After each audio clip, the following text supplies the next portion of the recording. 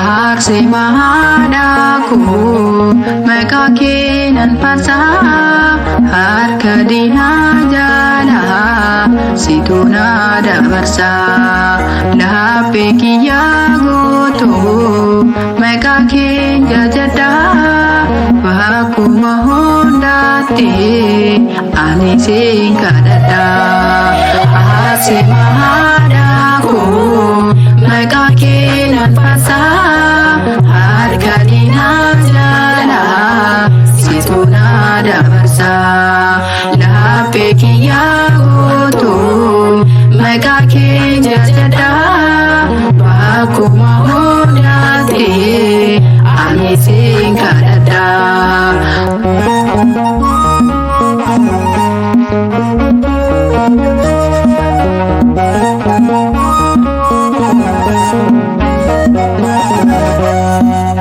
Maqaa kee waamadhee abdiin si godhadhee bakka rakkoo kootee ani sin abdadhee maqaa kee yoo waamu diinni ni gubatee eenyutu qaana'ee arsee qabatee.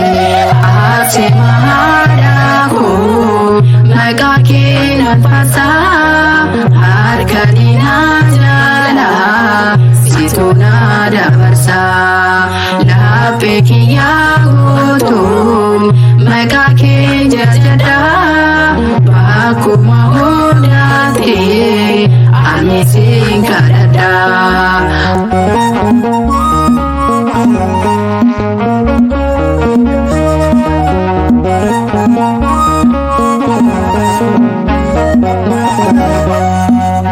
Urmaanni addunyaa baay'atee narratti arsee mana eegee biyya lafarratti eebbiif kadhannaa keen ati naaf eeggadhu addunyaa baddurraa ati naaf baafadhu. Arsee mahadaku maqaa kee nan faarsaa harka diinaa jala situ na dabarsaa laphee kiyyaa guutuu maqaa kee jajadha bakkuma hundaatti ani sin kadhadha.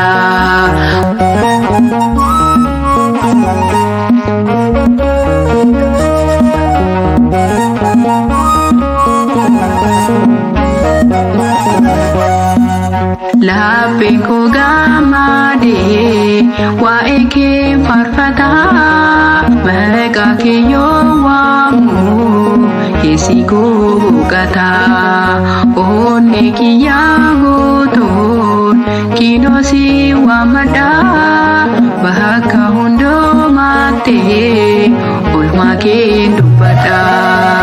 Arsee mahadaku maqaa kee nan faarsaa harka diinaa jala situ na dabarsaa laphee kiyyaa guutuu maqaa kee jajadha bakkuma hundaatti ani sin kadhadha.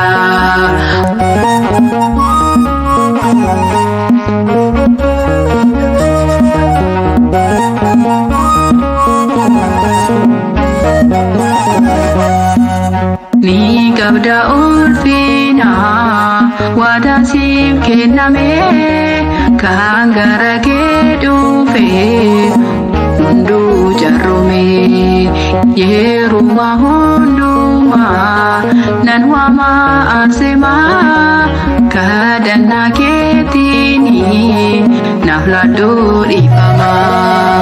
Arsee mahadaku